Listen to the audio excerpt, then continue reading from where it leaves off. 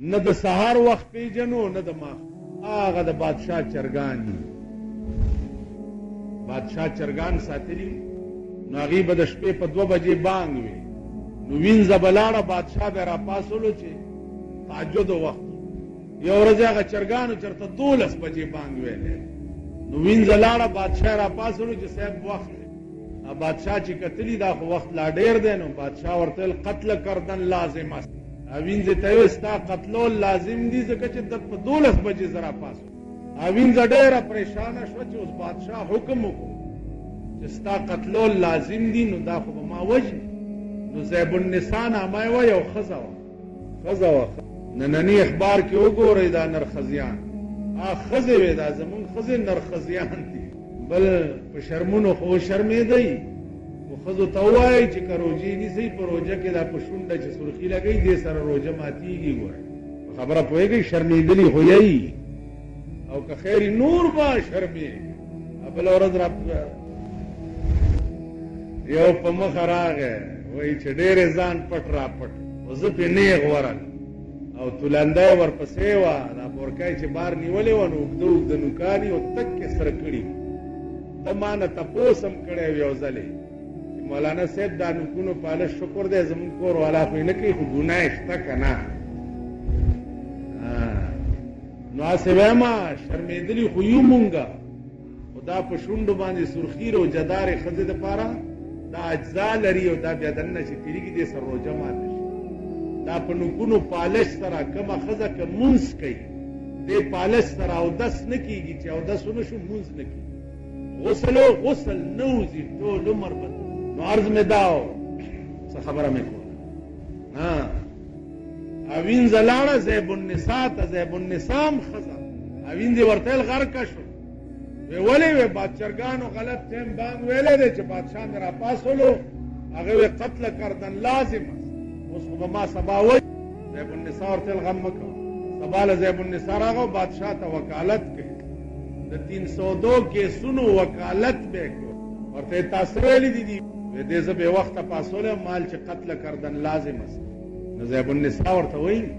چې بادشاه قتل کردن لازم است مرغ به هنگام را قتل کردن لازم است مرغ به هنگام را ای پری پہ کرچی داند وقت صبح و شام را قتلول خو د دې چرګانو په کار دي چې د بادشاه ټولې غوړې زیړې خلاصې کړي او تر اوسه د سبا او د ماښام وختونه دا وینځه غریبه د سبا او د ماښام په وخت کوي خو چرګ بانګ ووی او راله تېره پاس بادشاه ویل والله ټیک وی آډر یې وکړی دا ټول چرګان الله نن د ماښام په ټایم کې تاسو ملا ته کنځلې کوئ چې بیړه دې غرقه شه مری دې وچه شه بانګ نه وی غرق دې کو وخت شوی دی نو مری ستا ولې نه غوسي چې د دنیا غوړ زیړ دی وواله او تر اوسه تا ماښام ټایم نه دی پېژندلی که ته ماښام ټایم وپېژنې ستا ملا ته حاجت څه دی خو ټایم به شوی ورته به وګورې روژه به ماته کړي که بانګ وی او که نه که ملا بانګ نه وي ته به تر ماسخوتن نه ناستې روژه به نه ماتې ته سټه دي ویزه ته داسې لکیر کا فقیري اوس ملا به بانګ نه وي سهار نو ته به تر غرمې روټۍ خورې زه اوس ملا یعنې ملا اوده پاتې حاجي ملا اوده پاتې شو بانګ نه کېږي نو چې ته نور راوخېږي ملا به بانګ نه وي نو ته به روټۍ خورې یا ملا نشته یا اچانک پسې چلو شو او په جومات کې بانګ نه وي نو تا به شربت مخې ته ایښی ملا به بانګ نه وي ته به روژه نه ماتې دې وجې نه اوقات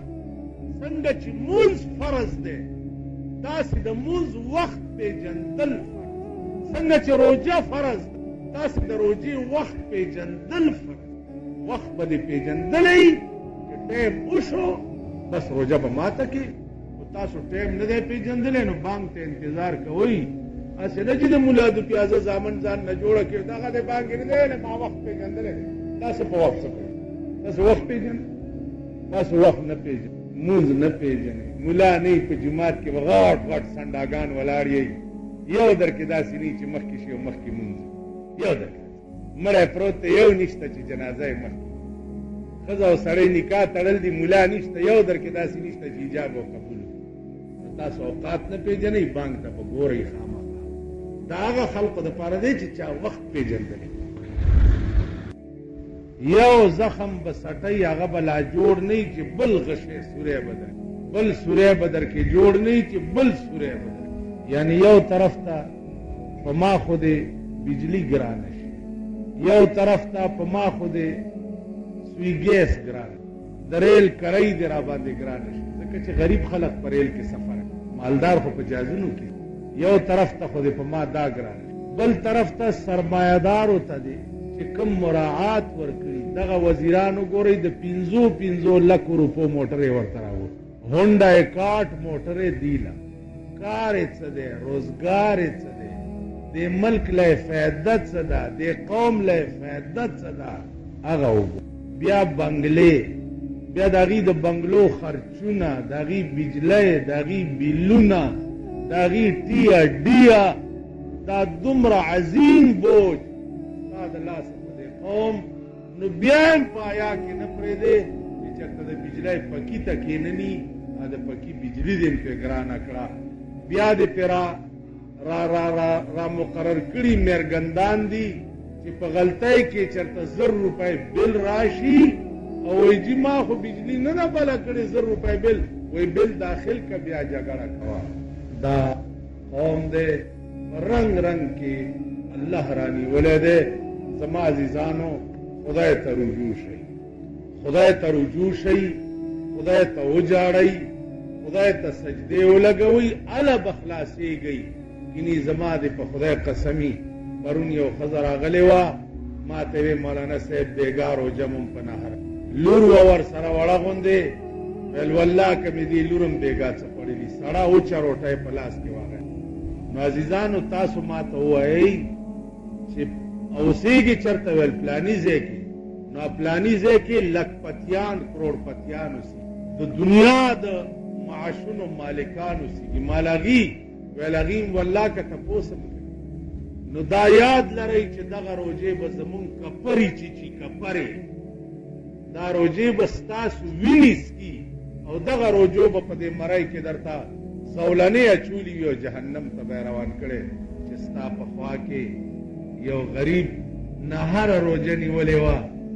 شپه هم نهره تېره کړې وه، ورځ هم نهره وه، او تا په کور کې نری غوښې پخېدې، بیا د ناغې په ورځ ستا په کور کې چرګان پخېده او غریب در پورې نهره روجه نیولې وه. زما دې په خدای قسمي چې دغه روجې به مونږ دپاره وبال جاني او دغه روجو به د مرۍ نه نیولي جهنم. تاسو خیال څه دی؟ هر یو شي کې یو فلسفه د خدای دا ټول کائنات چې دی دا بې غرضه نه دی جوړ، د دې ټولو یو غرض د روجې غرض ته دی. د روجې غرض دا دی چې ته وږی شي او د بل د لوږې احساس چې ته وږی شي. اوس تاسو وګورئ د تن یا لوږې ته، نو چې ته وږی شي نو سبا چې ستا مخکې څوک سړی راشي او درته وایي چې جي وږی یم، نو تا سره به فکر راشي چې واقعي لوږه ډېر خراب شی دی. هغه ورځ چې ما روجه نیولې وه او زه وږی وم، نو ډېر لوی تکلیف راته داسې به ده ته وي، نو سره هم به پرې وکړي. تږی شي نو د بل د تندې احساس به در سره پیدا شي. خدای ته څه فایده کېږي چې خلک ټول د لوږې او د تندې مړه کوي، خو دې کې راز دا دی چې ته وږی شي او د بل د لوږې احساس در سره پیدا شي، یا ته تږی شي او د بل د تندې احساس. نو زما عزیزانو عرض مې ده چې د ماښامي ټایم کې تاسو وګورئ، بعضې جوماتونو کې غریب سړی لوټه غوندې کې چېرته اوبه پیدا کړي یا شربت پیدا، جومات کې تاسو مونځ وکئ او کور ته ځان رسوئ سکواشونو ته یا ښه شربتونو ته یا چاړونو ته، یا دا تصور هم در سره چرې کېږي چې دا غریب دی لوټه کې دا چې ګوړه یې اچولې ده، که چېرته چا وله واوره راوړې هم ده او که نه، یا د کوره وله ته یو کټوری شربت راوړې او ته هم ورسره کښېنې او هغه سره روژه مات، دا فکر هم چا سره شته. خو ماښام دی عزیزانو روژه ماتې دی والله که څه را سره شته، هر یو سړی لکه یې سنډي او جومات نه بار ځي. نو دې وجې نه په حرام کښېنئ، په دغه روجو موجو خدای راستي که نه جنت ته مونږ ځو او نه چې دی جنتونه شته، یا د شپې ختم کې ولاړ یې یا فضانو پسې، نو لومبۍ شپه چې دی ونښلئ او په دویمه شپه چې ګورئ بیا 3 صفه نه یو صف ولاړ، ولې هلکه بېګا خو جومات کې نه وې و یاره دا اوږدې تراویې وې والله که ورته ټینګېدی شو ښه ده نو قیامت په ورځ به خدایه زه الله به وایي زه ستا بښنو ته هم نشم ټینګېدی ته چې زما قرآن ته 1 ګنټه په 24 ګنټو کې نه شوې ودرېدی نن ستا بښنو ته هم زه اوزګار هغه جومات لټوی چې چېرته انجن مولایي او په 10 منټو کې هر څه خلاصوي دې مونځ نه څه فایده شو دې تراوو نه څه فایده نو زما عزیزانو ښه په غور ورته سوچ وکئ چې دا روجې یا دا منځونه دا ټوکې نه دي دا ټول څیزونه یو خاص غرض لري خاص سر لري خاص فلسفه لري بله خبره ده چې ته په کوم ملک کې اوسېږي دې ملک کې هر څه شرمېدلي دي منځونه هم پکې رواجي او نمائش او د دکھاوي منځونه دي رمضان المبارک کی خاطر دغه واورې به ډېرې ملاویږي او رمضان المبارک احترام د هوټلونه به بند دي رمضان المبارک کې هوټلې بند دي مریم بند دی نتګلی هم بند ده ابتابات هم بند دی جی مری کې څه حال دی او نتګلی کې څه حال دی راشي دلته د هوټلو کې د غرمه 1 بجه وګورئ دا بار موټرې ولاړ دلته مجسټریټان مقرر کړي دي دا غونډاري هغه راګرځي صاحب دا وخت څه نه وکړي 3 بچه 6 فوټ کې یو میاشت په لګن لګي دا سبزي دک 3 بچه 6 فوټ کې یو میاشت په لګن لګي د جان او د ګرین هوټل روجه خواره والی 3 بچه 6 فوټ کې یو میاشت سرمایه‌دار او غټ سنډاله خو نږدې نستا پولیس ورزي او نستا مجسټریټ ورزي دا مورمړي پلارمړي ریړو والا خواران غریبان دکانداران دغه پسې راشه 3 بټه 6 فوټ کې د رمضان 3 بټه 6 فوټ کې هر سړی دننه کا او که د سبزي مارکیټ لوی اړتیان دې هم دننه که چې د چا د لاسه د اور ولې را روانې د فروټ منډۍ لوی اړتیان چا چې په یو پیره د نیمبوانو د ټرک کې یو پیره کې 3 لکه روپۍ ګټي هغې دې هم دننه کړه بیا ستا 3 بټه 6 فوټ چې دا ما ته به سر و چشم قبوله ده او که چېرې سرمایهدار مالدار رئیس هغه هر جرم کوي هغه دپاره د ملک په قانون کې هېڅ دفعه نشته او غریب دپاره د ملک په قانون کې دفعه ده روجه یې وخوړه غله دفعه ده زه یم دا غریب مزدور د سړکونو دې روجه وخوړه او د بنګلو دې سنډاګانو روجه وخوړه تاسو په ایمان یې ووایئ تاسو پرېږده دا د سی ای ډي ډېري چې وله ورځي چاله دا دې په صورت برات په قرآن لاس کېږي او دوی دې د خدای په ذات قسم وخوري چې د بنګلو خلک روجه وخوري هغې له څومره سزا ورکول پکار دي او چې د بازار او د سړک مزدور روجه وخوري هغه له څومره سزا ورکول نو کوم ملک کې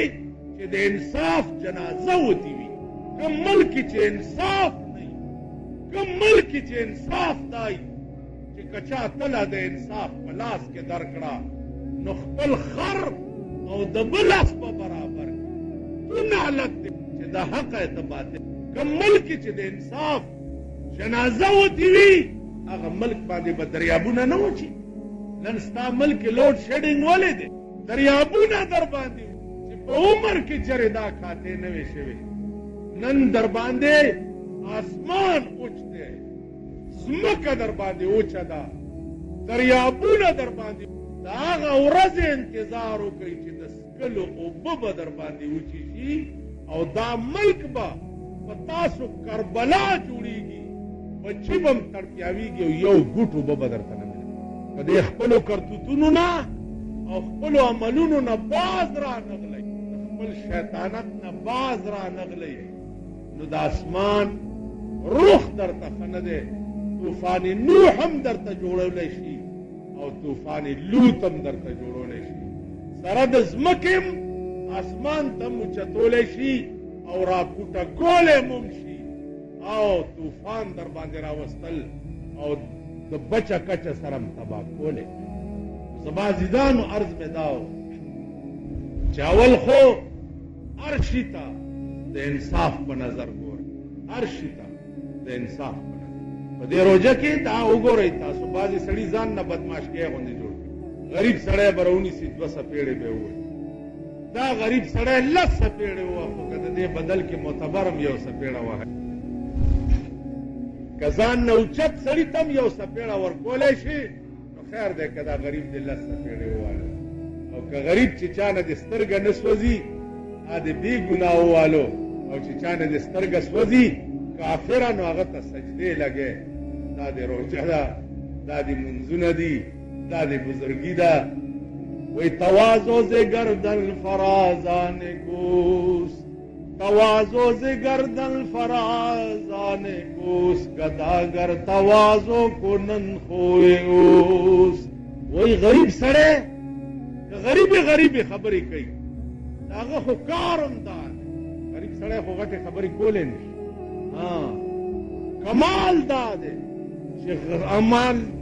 امیر سړی، سرمایه‌دار سړی عاجزې خبرې وکړي، دا کمال. لوی سړی چې کوم غټې خبرې کولی شي او غټې پرېږدي او عاجزې خبرې وکړي، دا کمال دی. غریب سړی که غریبې خبرې کوي، دغه خو خوی هم دا دی او کار. زما عزیزانو، دعا کوئ چې زمونږ د نفس اصلاح وکړه، مونږ ته هدایت د نیکۍ وکړه، او د اسمان رخ راته ښه کړه. خدای په اسمان کې زمونږ د خیر فیصلې وکړه. دا ټولې فیصلې چې کومې په ځمکې حاوي کېږي، دا په اسمانونو کې. دا دعا وکړئ چې خدای زمونږ د خیر فیصلې وکړه. په دې تاسو وګورئ، نن روژه ده، د روژې آغاز سردار کونین صلی الله علیه وسلم دې نه وړاندې امتونو باندې روژې فرض وي، دې نه وړاندې قومونو به روژې نه وي، د هر چا خپل خپل شان. عزیزانو، په دې روژه کې ډېر فکر کوئ چې ژبه هم غلطه ونه خوځي، غیبت ونه کوي. غیبت دې ته وایي چې یو سړي کې یو بد کار وي او ته په شیشه ووایې، دې ته غیبت وایي. دا د زنا نه هم زیاته ګناه ده. یو سړي کې یو ګناه شته او ته په شیشه ووایې، دا د زنا نه هم سخته ګناه. یو سړي کې یو غلطي نشته او ته په شیشه ووایې، دا بهتان دی. بهتان د هغې نه هم پسې 10 چنده. نو په روژه کې غیبت کول بله مسله دا ده چې په روژه کې نه هسې غیبت کول داسې ګناه ده لکه مړ رور چې درته پروت وي او د هغې غوښې خورې لګیا. مړ رور درته پروت دی او د هغې غوښې خورې لګیا یې، دا د بل سړي د پشي شابت ویلو. نو دې ټولو نه اجتناب وکړئ، ځان ترې وساتئ. دعا کوئ چې خدایه خو ته مې مخه کوه، بدو نه مې محفوظ وساته. دا آینده نوجوان طبقه چې کوم د خدای د قهر شکار ده، په دې ملک کې د خدای د قهر شکار ده، ښځې او نر د خدای د قهر شکار دي. خدایه ته ورته آسماني اسباب جوړ کړي او په رای راست یې راولي. عزیزانو، نن